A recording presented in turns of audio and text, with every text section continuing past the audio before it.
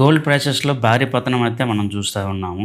బహుశా ఇది ఎవరు ఊహించకపోయుండొచ్చు. రీసెంట్ బడ్జెట్‌లో మన finance minister Nirmala Sitharaman gold సంబంధించి కస్టమ్ డ్యూటీలో భారీ స్థాయిలో రిడక్షన్ అయితే ఇవ్వడం జరిగింది. ఇంతకు ముందు ఉన్న 15% నుంచి ఇప్పుడు 6% వరకు కస్టమ్ డ్యూటీ మార్చడం వల్ల గోల్డ్ ప్రైసెస్ తగ్గడానికి సపోర్ట్ చేసింది. గత కొన్నాళ్ళుగా స్మగ్లింగ్ గోల్డ్ యొక్క వాల్యూ బాగా పెరుగుతా ఉంది. 2023లో దాదాపు 3200 కేజీల గోల్డ్ అనేది స్మగ్లింగ్‌లో దొరకడం జరిగింది. సో, ఈ స్మగ్లింగ్‌ని అవాయిడ్ చేయడానికే గవర్నమెంట్ ఇలాంటి డెసిషన్ తీసుకుందని అనుకుంటాము. మరోవైపు 22 జూలైలో రూ. 7,385 ఉన్న గ్రామ్ వాల్యూ 24 చివరికొచ్చేసరికి 6,982కి గ్రామ్ వాల్యూ ఉందన్నమాట. ఇది బహుశా గ్రామ్ వాల్యూ 6,700, 6,600కి కూడా ఫర్దర్‌గా డౌన్ అవ్వడానికి ఛాన్స్ ఉంది.